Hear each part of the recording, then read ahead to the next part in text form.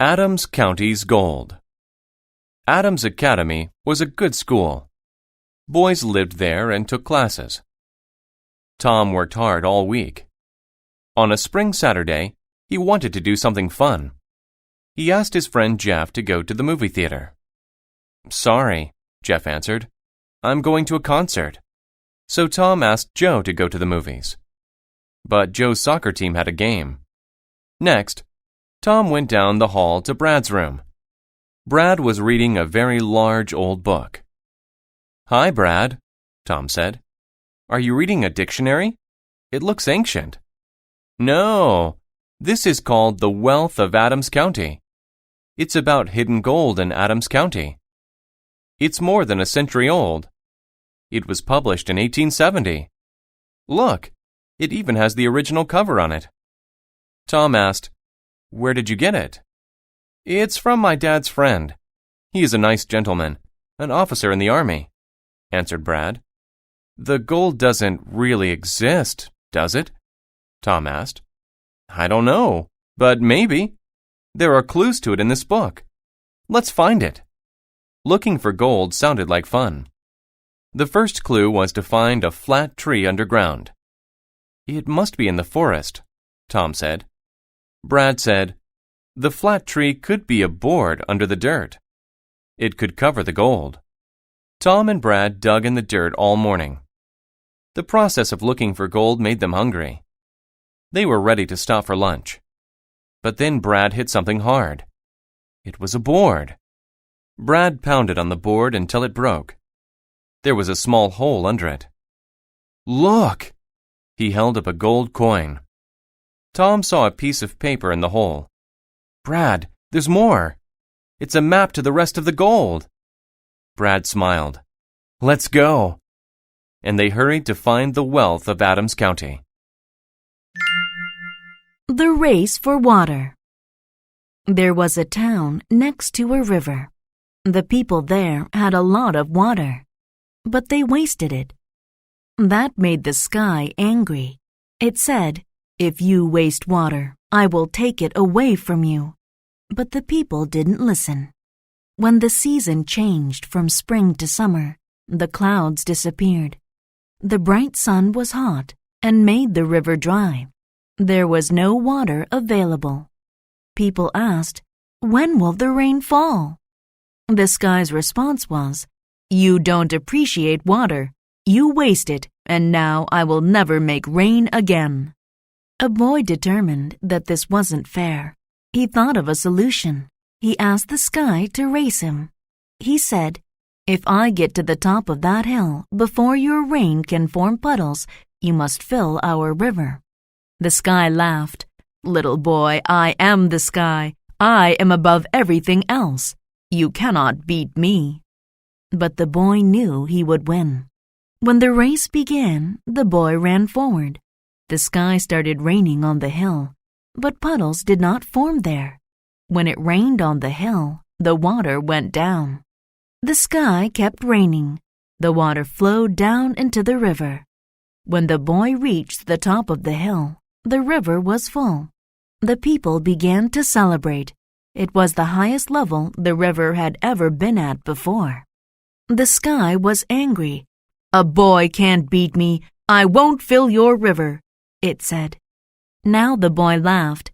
"It doesn't matter whether you want to fill it or not," he said. "You already did." The sky looked at the full river. "You tricked me," it said. It asked the people, "Do you appreciate water now?" "Yes," they said. "We won't waste it." That is how a lone boy saved his town and won the race for water. The Little Red Chicken.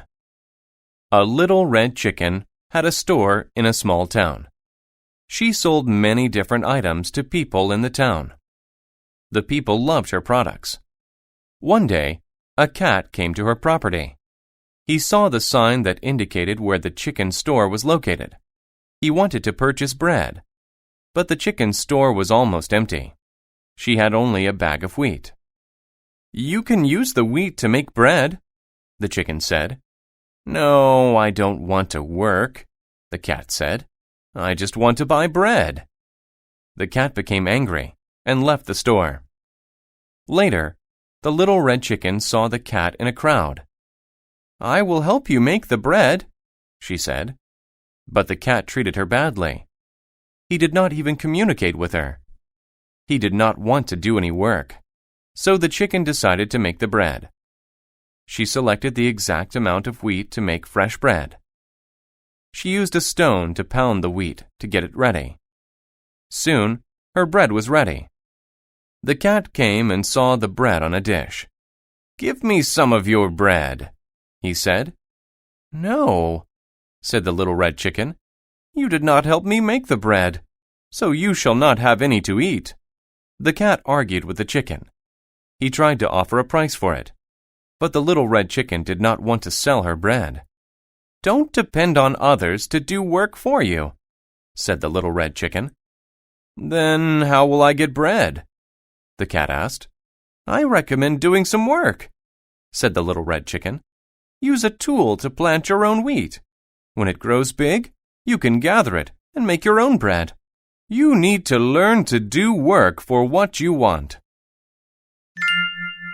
Shipwrecked. Simon Yates was a lawyer. He helped many people. However, he was not a nice man. His policy was to help only rich people. He didn't bother about social injustice. He made a lot of money, but many people didn't like him. Even people on his staff didn't like him. They wanted bad things to happen to him. In fact, they were glad when he got into trouble. Simon had a very bad day. He did many things wrong and lost his job. Soon, he didn't have any money. His wife, Mrs. Yates, began to have doubts about him. Simon wanted to start a new life. He planned to leave the country. He mentioned his plan to the captain of a ship. The captain was exploring the world. The captain felt bad for Simon and said, "I will take you to foreign countries." They left the next day. Near the conclusion of their international trip, the weather turned bad. A wave pushed Simon off the boat, but he was alive. He swam toward an island. After a long time, he got there. At first, he was upset. He was lost and alone. "I'll never go home again," he thought. He had a lot of problems, but he survived. He built a house in a tree. He lived on a diet of fish. He made tools from wood and bones. He made a cup to drink rainwater. Slowly, he learned to be happy on the island. He swam every day. He had trouble sometimes, but he always found a way to fix the problem. Life was simple. He liked it. Finally, people on a ship saw Simon on the island. They wanted to take him home. But Simon was happy. He gave them a long speech about life. He said he wanted to stay. He liked his new simple life more than his old life. The 7 Cities of Gold. Many years ago, a Spanish officer named Coronado heard the story of 7 great cities. "The walls of these cities are made of gold," his friends told him. "The people eat meat from golden plates and dress in nice clothes," they said. They called these cities the 7 Cities of Gold. Were the cities real? Coronado never considered asking his friends. Coronado thought to himself, "The things in these cities must be worth a lot of money." So he went to find the 7 Cities of Gold. He took along 300 men, many horses, and extra food. They headed west. Coronado wanted to achieve his goal very badly. Coronado and his men rode for many days. Then they saw some cities. "We found the 7 Cities of Gold," his men yelled. But Coronado wasn't happy. He had a different opinion. "These can't be the 7 Cities of Gold," he said. "Look, they're made of dirt." Coronado was right. The cities weren't bright and golden. They were dirty and brown. The people didn't eat meat from golden plates. They ate vegetables from regular bowls. They wore the most basic clothes. Coronado regarded the cities as ugly places. What happened to the cities of gold? he thought. Did someone destroy them? Was there a war? Did someone already come and take the gold? That night, the people of the cities entertained Coronado and his men and served them food. They advised Coronado to go home. There is no gold here, they told him. Coronado was angry. Did his friends lie to him? He left the next morning. He looked back at the cities one more time. The sun reflected light on the dirt houses. Coronado thought he saw a bit of gold. Were his friends right after all? No, he told himself. It's just the sun. Then he turned away and went home. Katie. I first met 8-year-old Katie on a rainy afternoon. I was a nurse at a hospital. The clerk at the desk told me about Katie. She was there because she felt a lot of pain. The doctors located a problem at the base of her brain. I knew she was special even before she got better. I'll always remember Katie as a hero. When I entered Katie's room, she was not in her bed. She was in a chair next to Tommy, a little boy. Though Katie did not feel well, she was playing with Tommy and his toys. It took a lot of effort for her just to sit in the chair, but she played with Tommy because it made him happy. Katie was always smiling and never appeared to be in pain. She refused to just lie in bed. One day, I found her painting a picture. Later, she gave it to one of the older patients. Another day, she went outside to get flowers for another sick little girl. Katie made everyone smile. The doctors hurried to fix the problem in Katie's brain. The operation was successful. The doctors informed the hospital staff of the good news. Katie was fine. She soon felt excellent. She got better and was able to leave the hospital a month later. I have had a long career as a nurse. I have met many patients. However, I have never met another girl like Katie. Even after she got well, she still came to the hospital. She played various games with the young patients. She read many books to the older patients. Katie's kind heart helped her get better so quickly. She is a hero to me and everyone else at the hospital. The camp. Stacy wanted to stay at a nice hotel for vacation, but her parents sent her to a terrible camp instead. For breakfast, Stacy liked fresh juice and chocolate milk, but she got water at the camp. In the afternoon, she wanted to write poems, but she had to swim. The camp was near an airport with loud planes. Spiderwebs hung over her bed. To her, the kids' average behavior was very bad. No girl matched her personality. She hated it. One day, they had a class. Mental exercise sounded good to Stacy, but it was a course on water safety. They learned how to be safe passengers on a boat.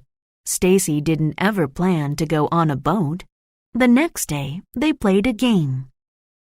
There were a red team and a blue team. Stacy was on the blue team. Each team had to try to remove the other team's flag from a pole. They also had to use water guns. "I'm not much of an athlete," she said, but she still had to play. Stacy took a water gun and looked for somewhere to hide. A boy said, "Stacy, you advance to the middle. I will go right. Those two will go left." Stacy still didn't want to play.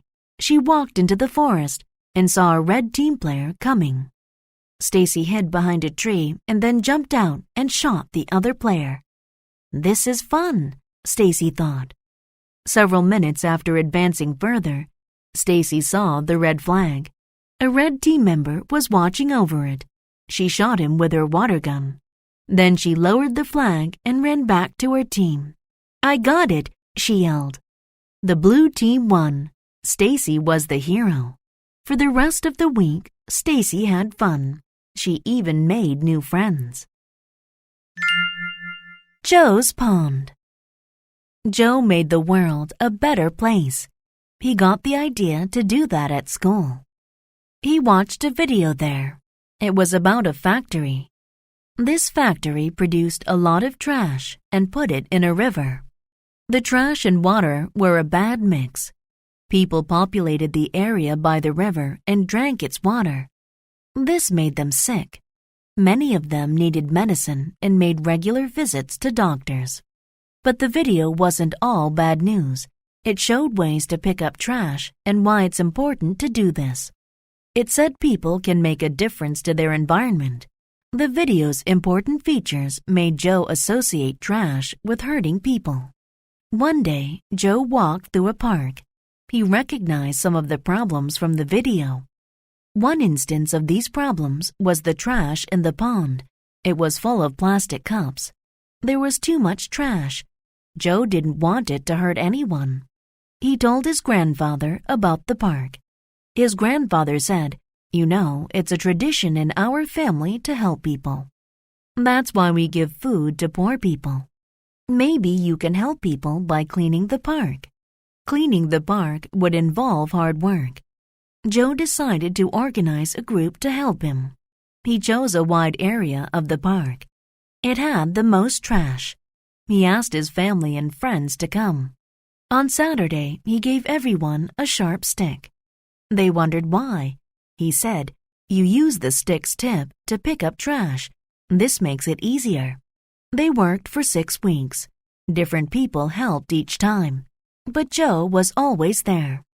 In that period of time, Joe saw a range of results. There was no trash in the water. People could swim in it. Joe knew that was a good sign. He was happy because he helped his environment. Archie and his donkey. Old Archie needed some money. He decided to sell his donkey. So he and his son Tom went to town. It was situated many miles away. Soon they met a woman. "Where are you going?" she asked. "To town," said Archie. "Any smart person would ride the donkey," she said. "What are you implying?" Archie asked. "I'm very smart." Archie wanted to look smart, so he climbed onto the donkey. Then they continued in the direction of the town. Further along the road, they met a farmer. "Hello," said Archie. "We want to sell this donkey. Do you want to buy it?" "I don't need a donkey," said the farmer. "But if you want my advice, don't ride it. The donkey needs to be in good physical condition." "Good idea," said Archie. "Tom, I want you to ride it. You're lighter." "Neither you nor your son should ride it. It looks very tired. You should carry the donkey," suggested the farmer. "You're right," said Archie. "Come on, Tom. We'll carry it for the final few miles." The donkey was very heavy, and they couldn't maintain a good speed. They didn't arrive until late in the evening. At last, they walked into the town. But there they attracted the attention of some teenage boys. They laughed at Tom and Archie. They started to throw stones at them. The donkey reacted by kicking. Tom and Archie dropped the donkey. It fell on the ground and they ran away. Archie lost his donkey. He went home with no money. What does this story teach us? We cannot please everyone in our society. Don't take everyone's advice, but set your own standards. Prove to everyone that you can make decisions by yourself. Otherwise, you may end up with nothing at all. The Spider and the Bird. There was once a very big spider. If a bug got into his web, he would examine it. However, he didn't eat the bug right away. He asked the bug a question first. It was always quite a difficult puzzle. If the bug's answer was correct, he let it go. If not, he ate it. One day, a small bird on a journey flew into the spider's web. The spider couldn't imagine eating a bird. It was so big. But his hunger was too great. He said to the bird, "If you cannot give me a specific answer, I will eat you." The bird laughed. "I could eat you." But the bird was actually scared. She had used all her energy trying to get out of the web. And a spider's bite can be very effective in killing animals. Please don't eat me, the bird said. I would rather make a deal with you. Okay, the spider said. If your answer is right, I will let you go. If not, you must give me a gift. It must be something of great value. The bird said, You can pick anything you want to eat. I will find it for you. The spider agreed. Where can you take a trip to the coast, the desert, and the mountains at the same time? The spider asked. The bird asked, Does this place have earthquakes? But the spider did not say anything. I can see those places when I fly. Is the sky the right answer? False, said the spider. The answer is Hawaii.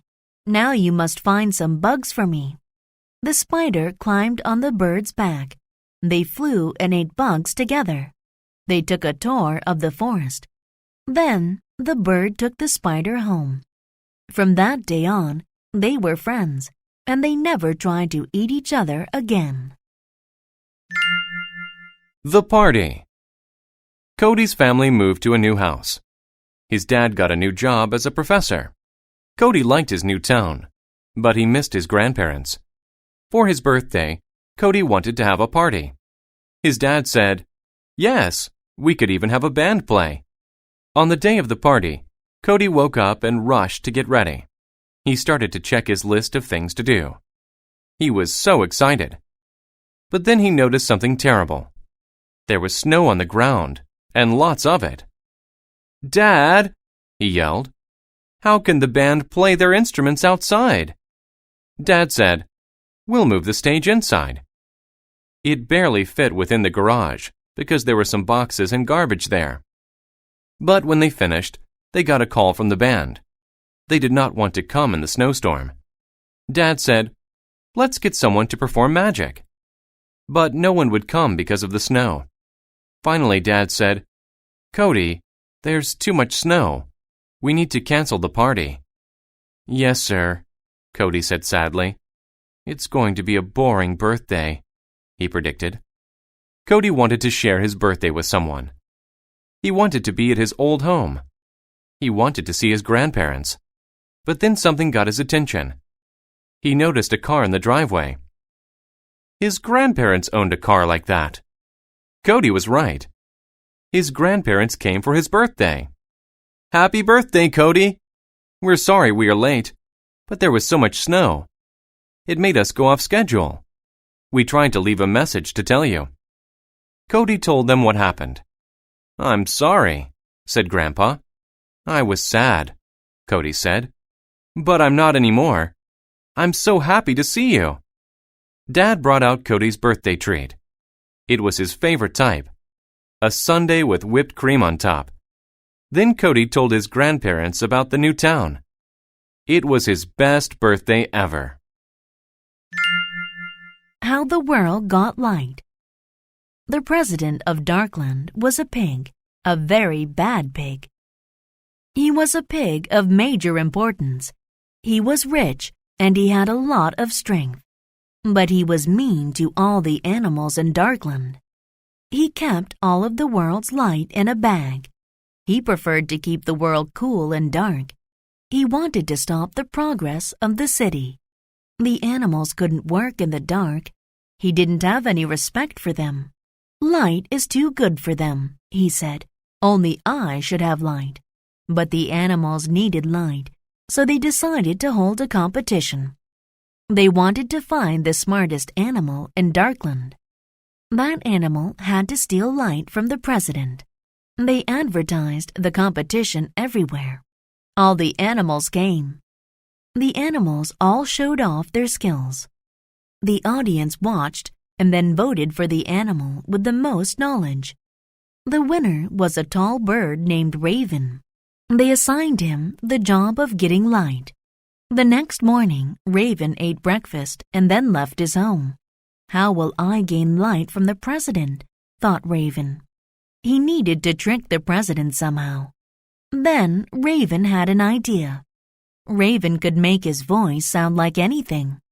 Raven walked up to the president's door. He made the sound of a crying baby. He cried very loudly. Soon the president opened the door. Be quiet, the president yelled. Right then, Raven quickly made his move. He flew by the pig and found the soft bag. He took it outside. The sun was inside the bag. Raven flew high and put the sun in the sky. The president was very mad. Raven tricked him. But the other animals were very happy. At last, they had light, all because of Raven's smart thinking. Cats and secrets. In English, there is a common idiom, let the cat out of the bag. It means to tell a secret. But where did this idiom start? It came from a section of England. Long ago, people there went from town to sell things like vegetables, clothes, and pigs. They had strong beliefs about honesty. They didn't like lying. One day, a man went to the section center to sell things. "I have a baby pig for sale. It won't cost much," he said. He held the animal above his head. His style was different from honest people's style. He was a master of tricking people and lying. A woman named Beth scanned his pig. He offered her the pig for 1 gold coin. That was a very small amount. Beth gave him the coin. He put it in his pocket. He walked ahead of Beth to get the pig. He gave her a closed bag and said, "Here's your pig." He then left very quickly. Beth looked at the bag's surface. It was moving. She opened it to let the pig out. A cat was inside. "He tricked me. That isn't proper," she said. Later, the man returned to trick more people. Beth saw him, and the memory of the cat came back. She told her friends. They stopped him. But no one knew what to do next. Someone said, "We need an independent and fair person to decide that." They went to the judge. Beth told him about the cat in the bag. The judge asked, "Is there evidence? Can you demonstrate how he did it?" "Look in his bag," said Beth. She opened it and let a cat out of the bag. They learned the man's secret, and he went to jail. That's how the idiom, let the cat out of the bag, came to mean to tell a secret.